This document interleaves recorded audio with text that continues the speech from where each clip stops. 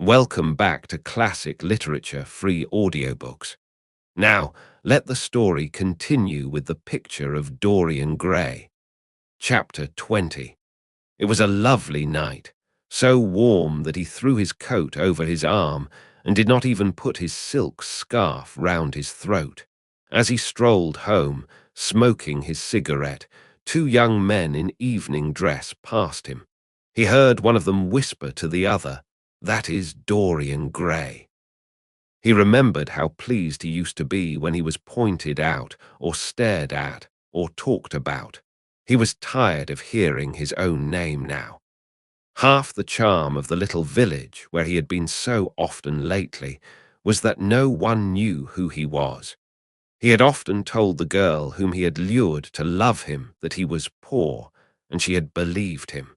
He had told her once that he was wicked, and she had laughed at him and answered that wicked people were always very old and very ugly. What a laugh she had, just like a thrush singing, and how pretty she had been in her cotton dresses and her large hats. She knew nothing, but she had everything that he had lost. When he reached home, he found his servant waiting up for him. He sent him to bed and threw himself down on the sofa in the library and began to think over some of the things that Lord Henry had said to him. Was it really true that one could never change? He felt a wild longing for the unstained purity of his boyhood, his rose-white boyhood, as Lord Henry had once called it. He knew that he had tarnished himself, filled his mind with corruption and given horror to his fancy, that he had been an evil influence to others, and had experienced a terrible joy in being so, and that of the lives that had crossed his own, it had been the fairest and the most full of promise that he had brought to shame. But was it all irretrievable? Was there no hope for him? Ah, in what a monstrous moment of pride and passion he had prayed that the portrait should bear the burden of his days, and he keep the unsullied splendor of eternal youth. All his failure had been due to that. Better for him that each sin of his life had brought its sure, swift penalty along with it. There was purification in punishment. Not "forgive us our sins," but "smite us for our iniquities," should be the prayer of man to a most just God. The curiously carved mirror that Lord Henry had given to him, so many years ago now, was standing on the table, and the white-limbed cupids laughed round it as of old. He took it up, as he had done on that night of horror when he had first noted the change in the fatal picture, and with wild, tear-dimmed eyes looked into its polished shield. Once, someone who had terribly loved him had written to him a mad letter, ending with these idolatrous words: "The world is changed because you are made of ivory and gold. The curves of your lips rewrite history."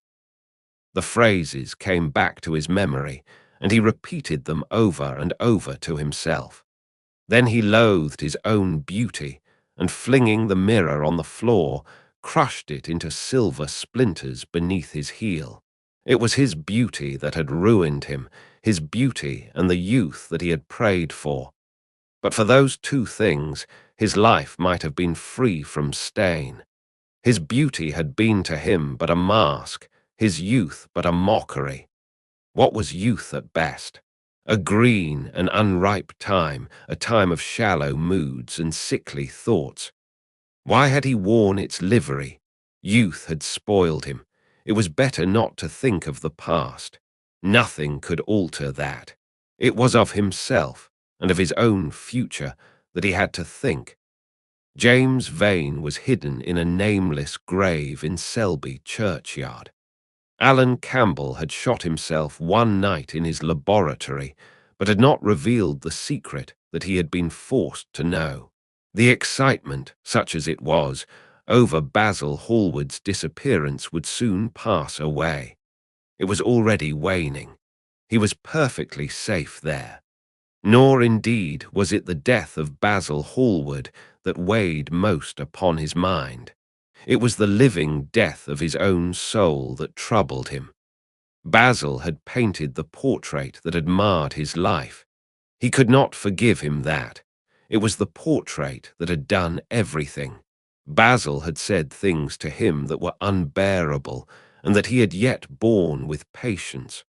The murder had been simply the madness of a moment. As for Alan Campbell, his suicide had been his own act. He had chosen to do it. It was nothing to him. A new life, that was what he wanted. That was what he was waiting for. Surely he had begun it already. He had spared one innocent thing at any rate. He would never again tempt innocence. He would be good. As he thought of Hetty Merton, he began to wonder if the portrait in the locked room had changed. Surely it was not still so horrible as it had been. Perhaps if his life became pure, he would be able to expel every sign of evil passion from the face. Perhaps the signs of evil had already gone away. He would go and look. He took the lamp from the table and crept upstairs. As he unbarred the door, a smile of joy flitted across his strangely young-looking face and lingered for a moment about his lips. Yes, he would be good, and the hideous thing that he had hidden away would no longer be a terror to him. He felt as if the load had been lifted from him already. He went in quietly, locking the door behind him, as was his custom, and dragged the purple hanging from the portrait. A cry of pain and indignation broke from him. He could see no change, save that in the eyes there was a look of cunning, and in the mouth the curved wrinkle of the hypocrite. The thing was still loathsome, more loathsome, if possible, than before, and the scarlet dew that spotted the hand seemed brighter and more like blood newly spilled. Then he trembled. Had it been merely vanity that had made him do his one good deed, or the desire for a new sensation, as Lord Henry had hinted with his mocking laugh, or that passion to act a part that sometimes makes us do things finer than we are ourselves, or perhaps all these? And why was the red stain larger than it had been? It seemed to have crept like a horrible disease over the wrinkled fingers. There was blood on the painted feet, as though the thing had dripped, blood even on the hand that had not held the knife. Confess? Did it mean that he was to confess? To give himself up and be put to death? He laughed. He felt that the idea was monstrous. Besides, even if he did confess, who would believe him? There was no trace of the murdered man anywhere. Everything belonging to him had been destroyed. He himself had burned what had been below stairs. The world would simply say that he was mad. They would shut him up if he persisted in his story. Yet it was his duty to confess, to suffer public shame, and to make public atonement. There was a God who called upon men to tell their sins to earth as well as to heaven. Nothing that he could do would cleanse him till he had told his own sin. His sin. He shrugged his shoulders.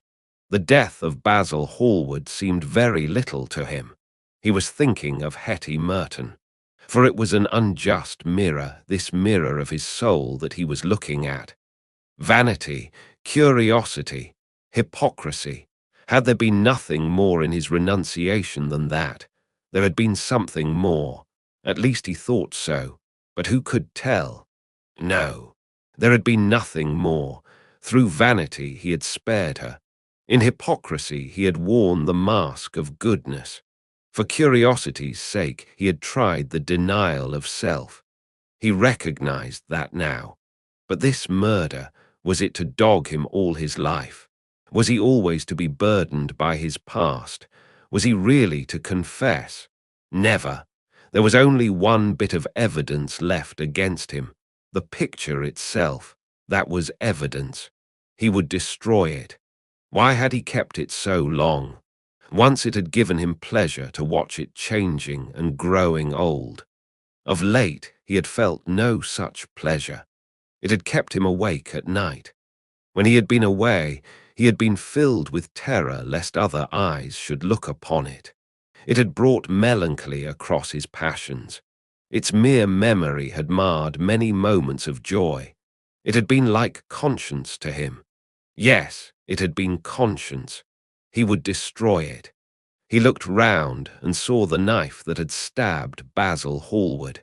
He had cleaned it many times till there was no stain left upon it.